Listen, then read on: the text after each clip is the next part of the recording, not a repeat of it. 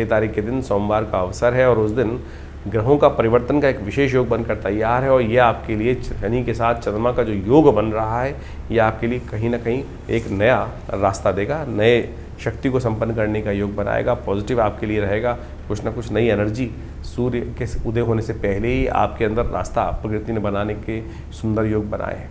इस दिन कोजागरी भी है, साथ साथ इस दिन शरद पूर्णिमा की भी रात्रि है। चंद्रमा की 15वीं और 16वीं कला से आरोग्यता प्राप्त करने के लिए अमृत का चरण होता है और शास्त्र में उसके लिए विधान बताया गया है कि रात को खीर बनाकर चंद्रमा की रोशनी में रख दी जाए और उसको विशेष तौर पर भगवान कृष्ण का विशेष पूजन करते हुए महाराज के अवसर पर सुंदर रूप से यदि कार्य किया जाए तो कोजागरी का जो महत्व है वो आपको अच्छे समझना चाहिए। शरद पूर्णिमा का जो महत्व है कोजागरी की रात कही जाती है, शरद पूर्णिमा की रात्रि कही जाती है।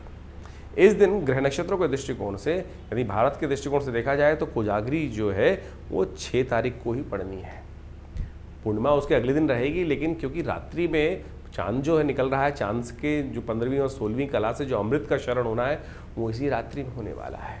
शास्त्र में बड़ी अद्भुत कथा विद्यमान है। कहा जाता है कि एक दिन इस कोजागरी के दिन कोजागरी ये शब्द जो है वो बड़ा अद्भुत है, कौन जागता है। और कहा जाता है महालक्ष्मी और इंद्र जो हैं वो गज पे आरूढ़ होकर पूरे संसार में भ्रमण करते हैं और जो जागते हैं और उनके जीवन में भगवती महालक्ष्मी कृपा सुंदर प्राप्त कराने के योग बना देते हैं। शास्त्र में बड़ी अद्भुत कथा विद्यमान है जो इस बात को बताती है कि हमको हर व्यक्ति का सम्मान करना चाहिए और इंद्र का और महालक्ष्मी का जो संबंध है वो भी आपको समझ लेना चाहिए। कहा जाता है कि एक बार ऋषि दुर्वासा किसी जंगल से जा रहे थे और वो साधना से अपने उठे थे।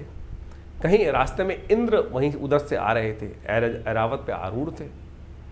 दुर्वासा ने सामने देखा कि इंद्र आ रहे हैं तो उन्होंने इंद्र का सम्मान करते हुए जो वहीं वन के पुष्प थे उसकी बनी हुई माला इंद्र को अर्पित करी। इंद्र यानी देवताओं के राजा, जब उनको अर्पित करी तो इंद्र ने स्वीकार कर लिया उस माला को। कई बार हम भी स्वीकार कर लेते हैं, हमें भी समझना चाहिए। और उस माला को ऐरावत के सिर पे रख दिया, स्वयं पहनी नहीं, उतार कर वहाँ रख दी। जब उतार के रख दी तो ऐरावत ने लगा उसको, वो भी जब इंद्र का वाहन था, जितना बड़ा राजा होता है उसका जो ड्राइवर होता है वो उससे भी बड़ा बन जाता है कई बार। तो कहा जाता है कि ऐरावत ने भी मदमस्त था, उसने उठाई वो माला अपनी सूंड से और वहीं जमीन पे पटक दी।